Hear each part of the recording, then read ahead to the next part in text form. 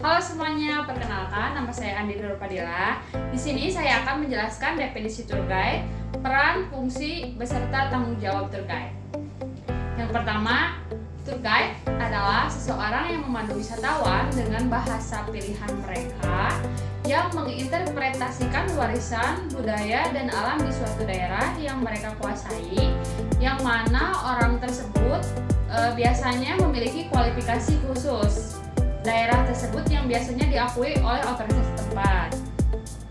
Yang kedua itu ada peran tour guide.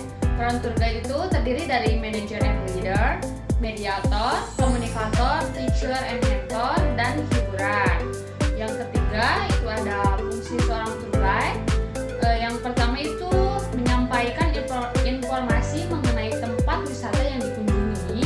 Yang kedua mengarahkan dan memimpin wisatawan selama tur. Yang ketiga itu mengatur rencana perjalanan dengan baik. Nah, yang ketiga ini ada tanggung jawab seorang tour guide. Yang pertama itu memastikan keamanan dan kenyamanan wisatawan.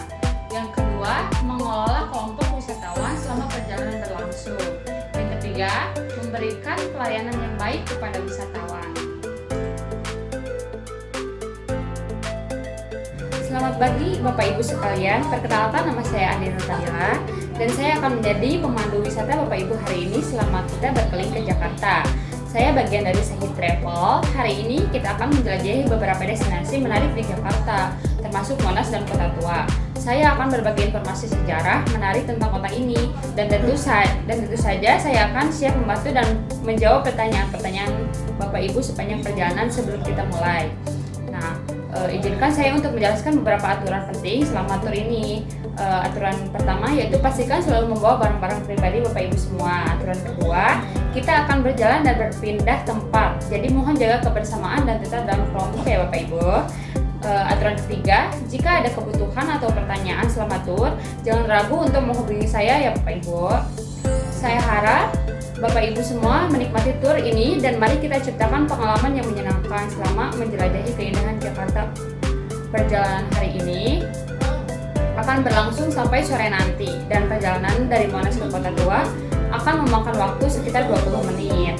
Sebelum saya menjelaskan sejarah Jakarta, izinkan saya untuk berparfum terlebih dahulu. Jangan lupa bilang cakep ya Bapak Ibu. Matahari terbit mulai bersinar.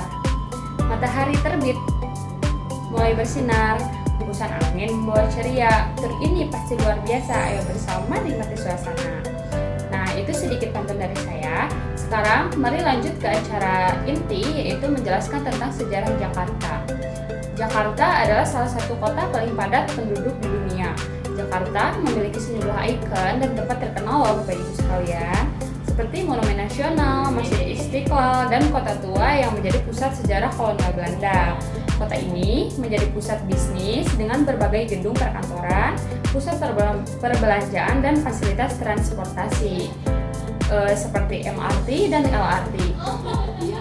Meskipun demikian, Jakarta menghadapi sejumlah tantangan termasuk kemacetan lalu lintas, polusi udara, dan banjir. Baik Bapak Ibu, itulah sedikit penjelasan dari sejarah Jakarta. Nah, sekarang berlanjut, di sini saya akan menjelaskan seputar Monumen Nasional atau yang lebih dikenal dengan sebutan Monas. Monas adalah sebuah monumen yang terletak di pusat Jakarta yang dibangun untuk memperingati perjuangan kemerdekaan Indonesia. Pembangunan Monas dimulai pada tahun 1961 dan selesai pada tahun 1975. Inisiatif pembangunan Monas berasal dari Presiden Soekarno yang menginginkan sebuah monumen megah untuk menandakan kemerdekaan Indonesia dan menjadi simbol nasional yang bisa membangkitkan semangat perjuangan rakyat. Desain Monas sendiri dibuat oleh arsitek Freddy M. Tunanto dengan unsur-unsur seni dan arsitektur yang menggabungkan elemen tradisional Indonesia serta bentuk modern. Monas memiliki ketinggian 132 meter yang di puncaknya terdapat api abadi yang melambangkan semangat pejuang yang tak pernah padam. Nah, Bapak Ibu, di sini ada struktur dan elemen penting Monas dibagi menjadi beberapa bagian penting, yaitu pertama ada Tugu Monas. Tugu utama setinggi 117 meter yang melambangkan perjuangan bangsa Indonesia. Yang kedua itu ada Api Abadi, terletak di puncak Monas, melambangkan semangat dan keberanian bangsa Indonesia dalam meraih kemerdekaan. Yang ketiga ada Museum Sejarah Nasional Indonesia, terletak di bagian bawah Monas. Museum ini menyimpan berbagai artefak dan diorama yang menceritakan sejarah perjuangan kemerdekaan Indonesia. Yang keempat itu ada ruang meditasi, sebuah ruang yang digunakan untuk mengenang perjalanan sejarah dan memperdalam pemahaman tentang kemerdekaan. Nah, Bapak Ibu sekalian, itu adalah sedikit penjelasan dari sejarah Monas. Bagaimana Bapak Ibu sekalian? Apakah Bapak Ibu masih semangat selama perjalanan tur ini? Tapi saya melihat ada sebagian Bapak Ibu yang kurang semangat nih. Bagaimana kalau kita nyanyi bareng dulu ya Bapak Ibu? Biar membangun semangat kita kembali untuk ke destinasi selanjutnya. Izinkan saya buat nyanyi lagu yang berjudul Ondel-Ondel ya. 1, 2, 3. Nyok kita nonton ondel-ondel, nyok kita ngarep ondel-ondel, ondel-ondel adek-aneknya, anaknya ngigel teriteran. Sekarang kita langsung berlanjut perjalanan ke kota tua ya Bapak Ibu. Setelah sampai di kota tua, saya akan sedikit menjelaskan sejarah kota tua Jakarta, Indonesia. Kota tua Jakarta yang dikenal dengan nama Kota Batavia pada masa kolonial Belanda memiliki sejarah panjang yang dimulai dari abad ke-12.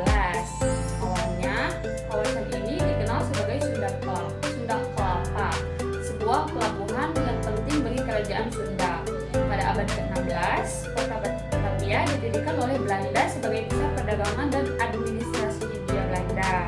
Banyak bangunan kolonial yang masih ada hingga sekarang seperti kantor pos, gereja Sion, dan museum Fathahillah. Kota tua Jakarta adalah simbol dari kekuatan kolonial Belanda dan perubahan sosial politik di Indonesia. Setelah kemerdekaan Indonesia, kawasan ini menjadi salah satu warisan budaya yang penting bagi kota Jakarta. Nah, itu dia penjelasan dari sejarah Jakarta, destinasi Monas, dan kota tua. Tidak terasa kita di penghujung acara. Saya mau mengucapkan banyak terima kasih kepada Bapak Ibu telah memilih saya sebagai teman perjalanan Bapak Ibu hari ini.